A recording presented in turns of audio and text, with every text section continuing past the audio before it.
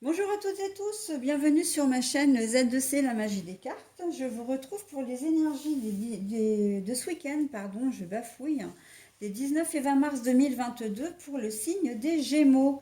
Donc la carte des Gémeaux choisie avec l'oracle des astres. Pour les énergies les énergies principales, pardon,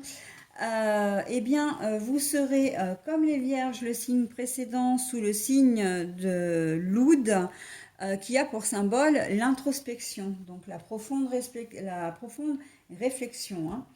Voilà, donc pour le tirage en lui-même, donc trois cartes, deux cartes pour les énergies générales, avec l'oracle des miroirs d'un côté et le manuscrit de l'autre, et une carte sentimentale avec la carte des énergies. Voilà, et puis pour couronner le tirage, en fait, pour le conclure, je vous proposerai un petit message du petit oracle des fées. Voilà, allez, on y va. On y va. Le retour du passé pour vous les Gémeaux. La protection mais à l'envers.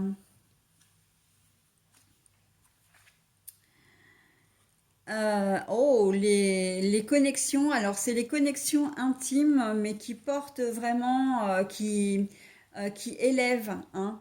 Vraiment c'est très joli, hein. Les connexions, le fait d'être connecté avec quelqu'un, attiré par quelqu'un. C'est l'attirance, mais une attirance qui donne des ailes en fait, hein. Voilà. Et puis, bon, bah, le petit message que je vous ouvrirai, enfin que je vous dévoilerai à la fin. Alors, les Gémeaux, ce week-end, il va y avoir très clairement soit le retour d'une personne de votre passé, hein, ou le retour d'une situation, quelque chose qui s'est produit dans le passé et qui va refaire surface. Sauf que c'est quelque chose qui va pas être forcément très plaisant pour vous. Puisqu'on voit que la protection, là, elle est à l'envers, hein, et c'est quand même une étoile. L'étoile, suivre sa bonne étoile, etc., hein. Enfin, le etc. n'est pas de mise, mais c'est suivre sa bonne étoile, c'est être protégé, c'est pouvoir faire confiance à quelqu'un aussi, ou en tout cas, voilà. Et là, on voit que vous allez être un petit peu sans filet, que vous allez être livré à vous-même et que ça va être à vous véritablement de prendre une décision, que ça va être à vous de régler la situation. Vous allez avoir le choix, soit d'affronter ou pas la situation ou la personne, mais en tout cas, on voit que c'est pas quelque chose qui va forcément vous plaire. Et du coup, ça peut vous amener comment dire, à réfléchir vraiment à la décision que vous allez prendre. C'est ça. Mais on peut vous demander aussi, l'univers là peut vous demander aussi, et je le ressens assez comme ça, de vous remettre un petit peu en question, parce qu'à un moment donné, si la situation ne vous plaît pas, c'est peut-être que quelque part, vous pouvez avoir quelque chose à vous reprocher, hein. Voilà, donc on vous dit, voilà, réfléchis bien à la situation, parce que tu peux effectivement, si tu le vois sous un autre angle, tu peux, comment dire, ou si tu changes de point de vue, tu pourras mieux assumer ce que tu as fait. Après, on est dans le retour d'une situation ou de quelqu'un. Si ça ne vous plaît pas, alors on peut être dans le retour d'un ex, mais on peut être aussi dans le retour d'une personne du passé. Un ami, une amie qui revient, voilà, et qui n'était pas forcément, enfin un ami, une amie, en tout cas une relation qui revient comme ça, comme une fleur, et alors qu'en fait, elle vous a peut-être causé des torts plus jeunes, enfin voilà, plus jeune. Ça peut être un parent aussi, hein, un parent, un père ou une mère qui revient après des années d'absence.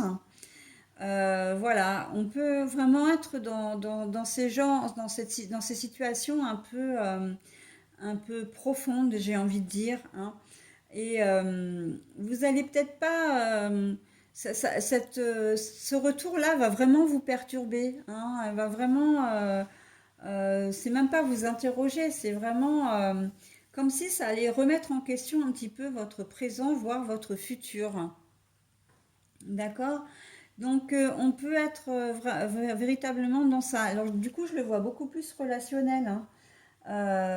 C'est pas le domaine financier, pécunier, etc. Enfin, pécuniaire, je le vois pas. Je vois vraiment le côté relationnel, hein, d'une personne, d'un retour qui vraiment. Et avec le retour d'une personne, généralement, ben, ça fait rappeler on est confronté à son passé, hein, bien sûr. Donc voilà, on peut être aussi dans cette situation-là, hein.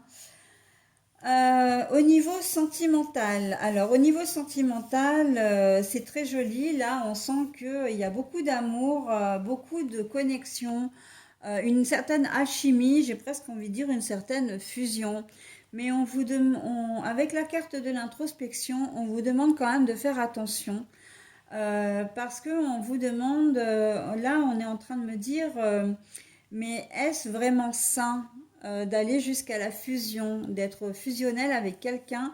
Est-ce vraiment sain? Est-ce que vous êtes sûr de la personne qui partage votre vie ou en tout cas qui veut la partager? On sent que on vous demande simplement de faire attention à de ne pas comment dire, à ne pas tomber dans euh, alors pas tomber parce que c'est pas le terme. Comment je peux vous expliquer ça? À ne pas tomber dans le piège de l'emprise, voilà. Hein, de ne pas vivre pour l'autre, de ne pas vivre à travers l'autre, mais bien de vivre pour vous. Hein. Vous êtes deux personnes différentes, vous pouvez être parfaitement connectés, vous pouvez être très amoureux, très, comment dire, très complices, mais vous restez néanmoins deux personnes, d'accord? Et ça, il faut y faire attention. Après, c'est très joli, hein, cette carte est très jolie dans le sens où même les célibataires, là j'entends, qui n'ont peut-être pas forcément envie de tomber amoureux, ben il se peut que ça vous arrive malgré tout ce week-end, hein, que ça aille à l'encontre de vos valeurs, à l'encontre de vos principes, en tout cas de votre schéma de vie, hein, vous avez peut-être pas envie, voilà, mais on sent que comme un espèce de coup de foudre en fait pour les nouveaux partenaires. Et pour les anciens, ou plus, en tout cas ceux qui sont ensemble déjà depuis un certain temps, on vous dit voilà, est-ce que tu es sûr que c'est vraiment ton partenaire, quoi? Et vraiment, la carte de l'introspection, elle est très importante là. J'ai presque même envie de dire pour les célibataires qui allaient faire une première rencontre, enfin une nouvelle rencontre ce week-end, posez-vous la question aussi, hein, parce que il se peut que vous soyez vraiment en manque d'affection et que comment dire, vous reportiez voilà tout ce manque d'amour sur la première personne, j'ai envie de dire que vous allez rencontrer, que vous allez penser que c'est l'homme ou la femme de votre vie, alors qu'en fait pas du tout, d'accord? On sent qu'il y a un petit peu d'emballement et que voilà, on peut supposer que vous allez être, comment dire, happé par cet élan, mais que vous allez vous fourvoyer, hein, que vous allez du coup bah, vous tromper, que ce n'est pas la bonne personne malgré ce que vous pouvez en penser. Et puis pour d'autres, il se peut que vous fassiez vraiment la connaissance d'une personne malsaine, hein, du type voilà, bah, manipulateur, manipulatrice, hein. Donc attention, attention à ça parce que il faut vraiment comment dire, il faudra essayer.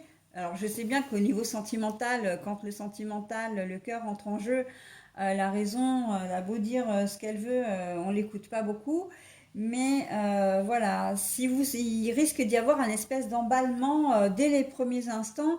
Et en fait, ben, pour le commun des mortels, c'est peut-être pas forcément très sain. Ça annonce peut-être même justement quelque chose de difficile derrière. Donc attention, hein, pour voilà, si vous vous sentez concerné par la situation, attention à vous. Pour les autres, vous allez avoir un week-end vraiment romantique. Vous allez avoir vraiment un week-end, comment dire, vraiment doux, vraiment sweetie, comme j'aime bien ce mot, je le dis souvent dans ce genre dans les relations sentimentales. proche de votre partenaire. Vraiment, vous allez être complices, vous allez passer du temps ensemble. On sent qu'il y a une certaine alchimie entre vous, bienveillante. Et voilà. Et justement, vous allez peut-être aussi vous dire, vous poser la question, mais est-ce que je le mérite vraiment? Est-ce que je suis pas en train de rêver? Est-ce que, voilà, est-ce que c'est vraiment à moi que ça arrive? Bah oui, c'est à vous que ça arrive, hein. D'accord? Donc voilà, on est dans différentes configurations là au niveau sentimental, hein. Voilà, voilou. Donc vous choisissez évidemment, hein, vous adaptez à votre situation. Alors, maintenant, le petit message du petit oracle des fées. Ah bah la vouivre, ah bah décidément. Alors, c'est exactement le même message que comment dire, que le signe précédent. Tant au niveau des énergies principales que de la conclusion. Et pourtant, j'ai brassé les cartes, hein, et bon, bah voilà, c'est comme ça. Donc la vouivre, vous avez de ça en commun avec les amis vierges. Je suis la protectrice des trésors. Tu peux m'appeler si tu crains pour ce qui t'est cher. Mais sais-tu vraiment quels sont tes véritables trésors? Voyez, hein, il n'y a pas de hasard, hein. On vous demande vraiment de réfléchir, de faire une introspection.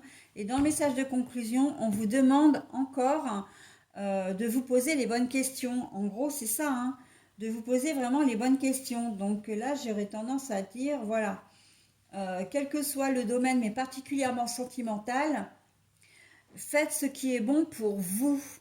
C'est très important. Ok?